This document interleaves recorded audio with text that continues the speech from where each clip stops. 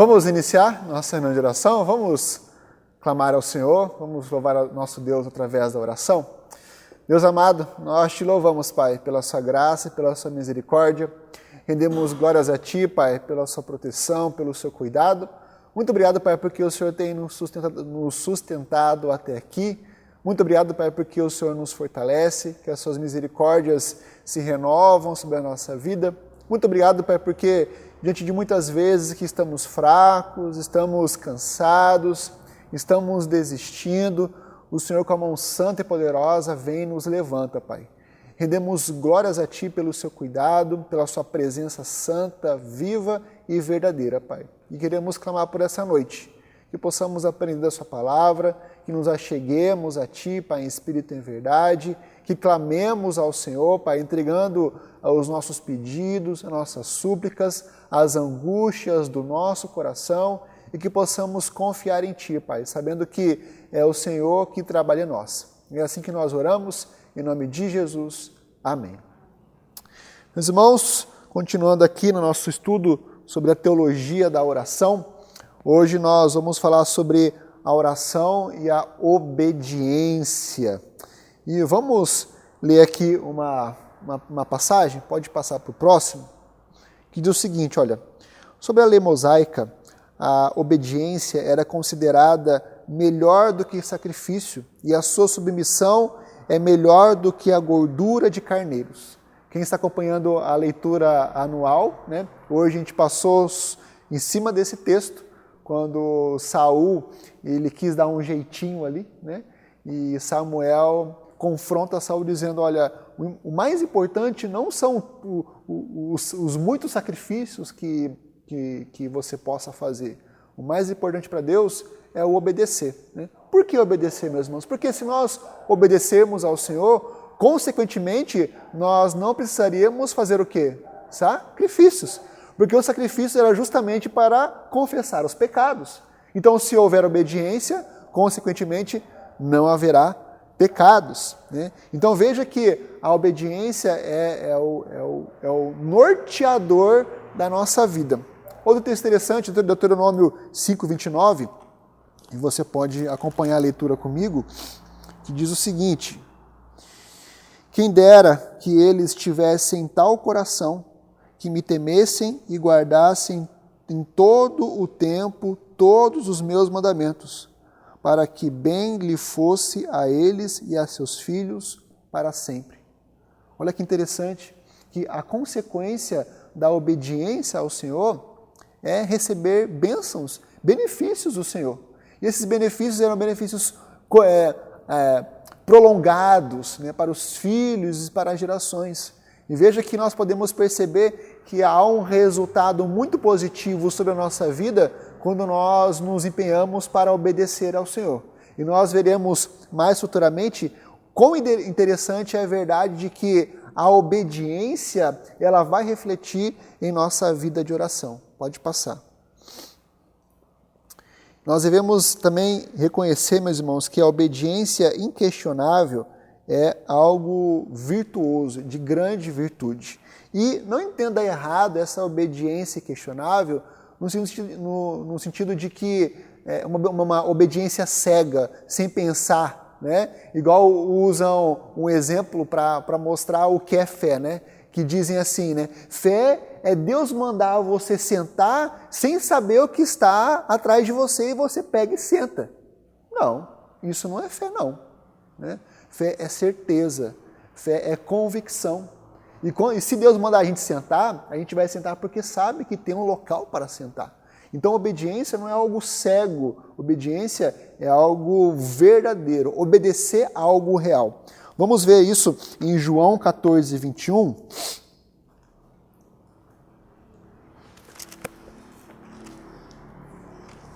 E diz assim, aquele que tem os meus mandamentos e os guarda, esse é o que me ama. E aquele que me ama será amado por meu Pai. E eu também o amarei e me manifestarei a ele. Pule para o capítulo 15, versículo 10. Se guardardes os meus mandamentos, permanecerei no meu amor, assim como também eu tenho guardado os mandamentos de meu Pai e no seu amor permaneço. Veja que a obediência a Deus manifesta o amor que nós temos para com Deus. E, consequentemente, essa obediência deve ser tal como Cristo foi obediente ao seu Pai, né? E nós vemos que essa obediência a Deus é condição de um resultado espiritual maravilhoso, de uma satisfação pessoal e da estabilidade do nosso coração. Quando nós amamos a Deus de forma verdadeira, que isso vai ser manifestado através da obediência dos seus mandamentos. Mas a gente podia perguntar, né? O que é obediência? O que seria obediência? É o que nós lemos agora. Obediência é fazer a vontade de Deus. Obediência é guardar os mandamentos do Senhor, é guardar a lei de Deus. E alguém poderia questionar, mas será que é possível guardar os mandamentos do Senhor? E alguém poderia intensificar ainda mais a pergunta, até quanto ou quantos mandamentos nós conseguimos guardar? Será que nós só precisamos guardar alguns mandamentos? Ou nós devemos guardar todos os mandamentos? E diante dessa questão, a palavra de Deus nos faz um alerta. Veja Tiago, capítulo 2, versículo 10.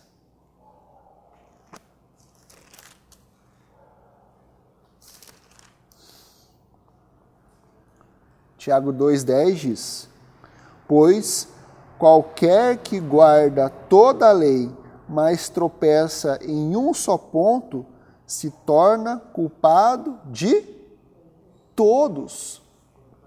Veja, a obrigação não é apenas guardar alguns mandamentos ou selecionar os mandamentos que nós queremos guardar.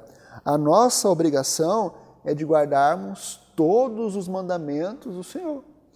E acalme-se, porque isso, por mais que possa parecer um pouco estranho, né? Como guardar todos os mandamentos?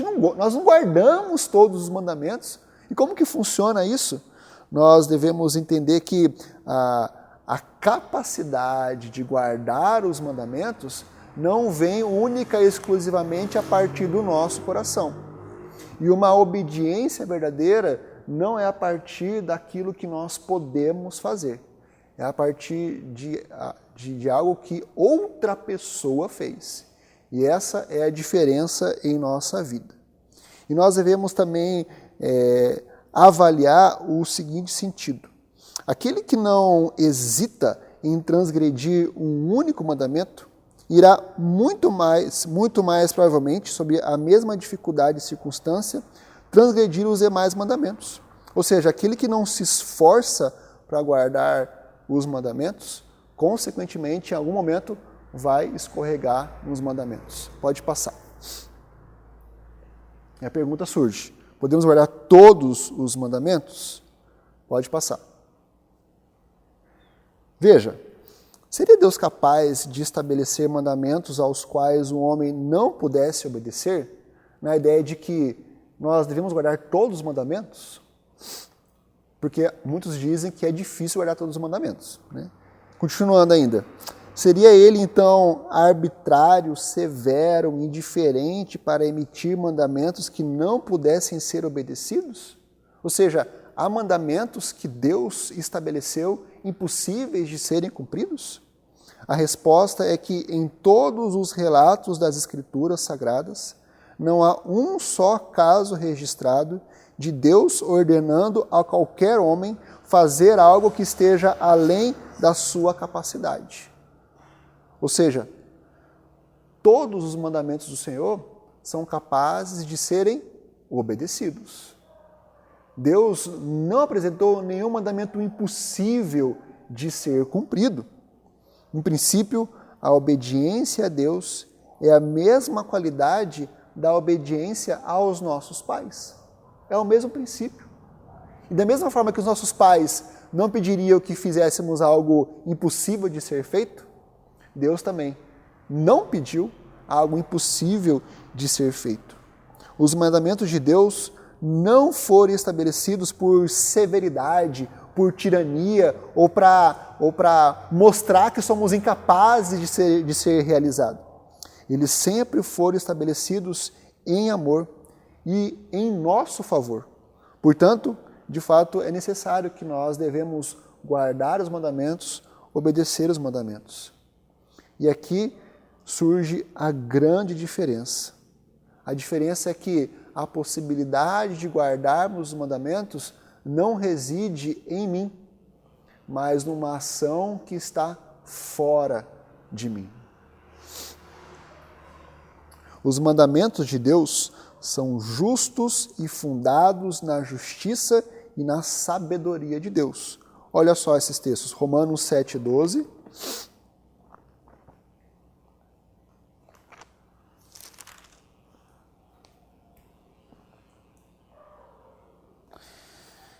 Diz assim, por conseguinte, a lei é santa e o mandamento santo e justo e bom. E Apocalipse 15:3.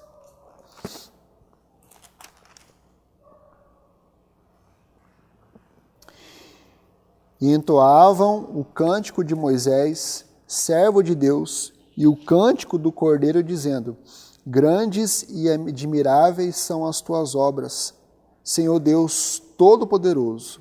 Justos e verdadeiros são os teus caminhos, ó Rei das nações. Portanto, os mandamentos de Deus podem ser obedecidos por todos os que buscam a provisão da graça de Deus, a qual Ele os habilita a obedecer. E veja, se alguém de repente reclama que a humanidade, após a queda, é fraca demais e impotente para obedecer os mandamentos de Deus, a resposta é que por intermédio de Cristo, da expiação de Cristo, o homem está habilitado a obedecer. A expiação é o decreto habilitador de Deus para nos capacitar a obedecer os mandamentos do Senhor.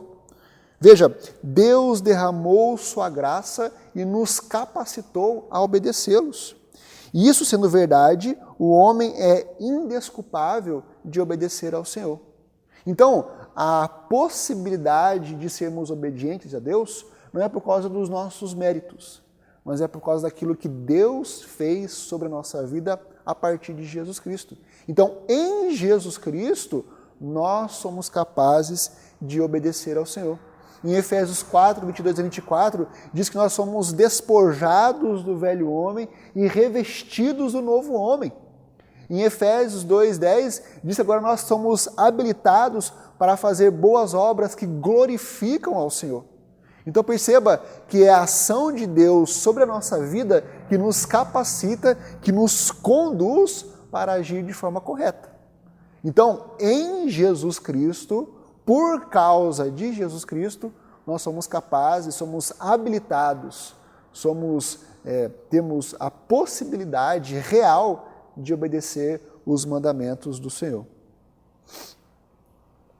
Se for alegado que o homem não renovado, com todas as deficiências da queda sobre ele, não pode obedecer a Deus, isso não poderá ser desmentido. Tipo, o homem caído, ele é incapaz de obedecer ao Senhor.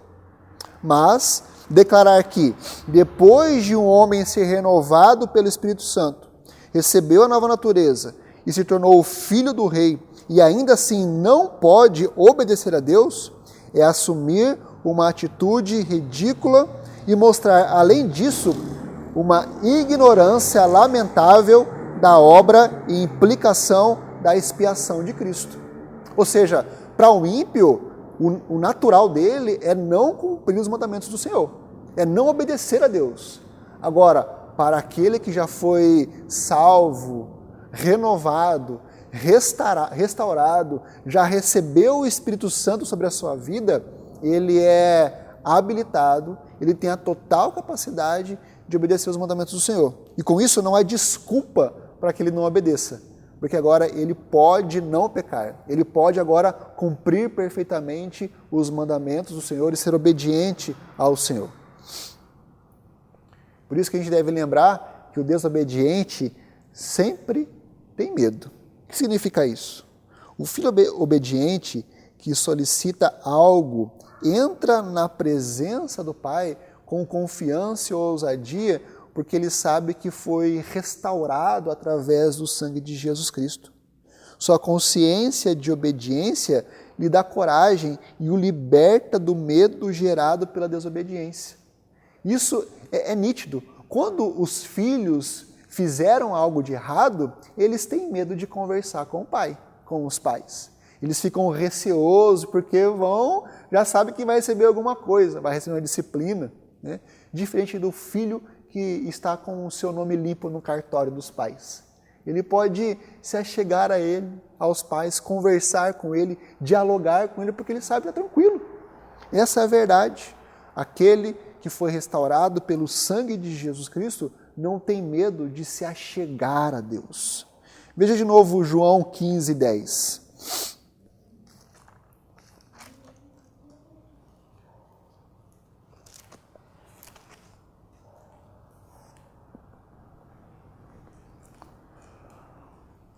Diz assim: se guardardes os meus mandamentos, permanecerei no meu amor. Veja, nós estaremos no amor de Deus, como consequência da obediência em nossa vida. Assim como também eu tenho guardado os mandamentos de meu Pai e no seu amor permaneço. O resultado da obediência vai ser que nós estaremos num relacionamento contínuo e verdadeiro com o nosso Deus e Pai. O ofício do cristão, diz Lutero, é a oração. Mas o cristão tem outro ofício a aprender, antes de prosseguir a aprender o ofício da oração. Deve aprender bem o ofício da perfeita obediência à vontade do Pai. Obediência acompanha o amor e a oração acompanha a obediência. Ou seja, o resultado de sermos obedientes a Deus é nós buscarmos a vontade de Deus. E por sermos obedientes ao Senhor, nós estaremos envolvidos no amor de Deus. E como consequência disso, nós teremos uma vida de oração. Porque o que é uma vida de oração? É se achegar ao Pai. Sabendo que a nossa dívida já está paga, que nós não temos nenhum problema, temos livre acesso a Deus, nós não teremos medo e nem vergonha de se achegar a Deus. E mesmo se houver algum problema em nosso coração, nós podemos ter a confiança plena de que Deus é um Deus perdoador, de que aquele que se achega a Deus com o coração quebrantado e contrito, com certeza será recebido por Deus. Então, se você tem um desejo sincero de orar corretamente, deve aprender como orar corretamente. Se você tem um desejo de aprender a orar, primeiro deve ter um sincero desejo de aprender como fazer a vontade de Deus. Se você deseja orar a Deus, deve primeiramente ter um desejo consumidor de obedecer a Deus. Se você quer ter livre acesso a Deus em oração, então qualquer obstáculo de natureza pecaminosa ou desobediente deve ser removido. Então, o que nos afasta de uma vida de oração ou de uma vida de acesso a Deus é a desobediência, é o pecado. É aquilo que nos traz vergonha, aquilo que nos constrange, é o nosso pecado. Veja, em nenhum lugar Deus aprova o pecado ou perdoa a desobediência. Deus nos chama para termos um coração quebrantado e contrito e um coração que se empenha no desenvolvimento da santificação. Por isso, eu montei um esqueminha aqui. Né? Veja só, a obediência vai nos conduzir a fazer a vontade de Deus. A vontade de Deus vai nos conduzir a orar. E a oração com a obediência, buscando a vontade de Deus, vai fazer com que a nossa oração tenha como finalidade que o nome do Pai seja glorificado no Filho. Ou seja, a nossa oração não vai ser uma oração individual, egoísta, não vai ser uma oração que busca o nosso prazer. A obediência a Deus conta tremendamente no que se refere à oração, porque a oração será feita conforme a vontade de Deus. Um exemplo disso, o próprio Jesus Cristo. Quando estava lá no Getsêmani, nos momentos finais da sua vida, qual foi a oração dele? Pai, se possível, passa de mim esse cálice. Inicialmente parece uma oração egoísta, parece uma oração que ele quer fugir da raia, né? Mas a oração dele não termina aí. Ele continua dizendo, mas seja feita a tua vontade. Veja que ele se submete obedientemente à vontade de Deus. E ele sabe que essa obediência, essa vontade de Deus, vai glorificar a Deus. Então, por isso que ele prontamente se volta ao Senhor. Então, aquele que ora, consequentemente, deve obedecer ao Senhor. E aquele que quer algo de suas orações deve estar em perfeita harmonia com Deus. A oração põe no coração dos que oram sinceramente um espírito de obediência, pois o espírito de desobediência não pertence a Deus e muito menos ao seu povo. A ausência de uma vida obediente faz a oração uma atividade vazia, um contrassenso. Um pecador penitente buscar o perdão e a salvação e ter a resposta às suas orações, mesmo com uma vida manchada e imersa no pecado, é impossível de acontecer. Porque Deus busca corações quebrantados e contritos. Por isso devemos viver uma vida de santidade que promove uma vida de oração santa a partir da obediência dos mandamentos do Senhor. Aquele que obedece ao Senhor estará envolvido no seu amor. Aquele que obedece ao Senhor desenvolverá uma oração que glorifica ao Senhor. Aquele que obedece ao Senhor estará se desenvolvendo na caminhada da santificação. Em nome de Jesus. Amém.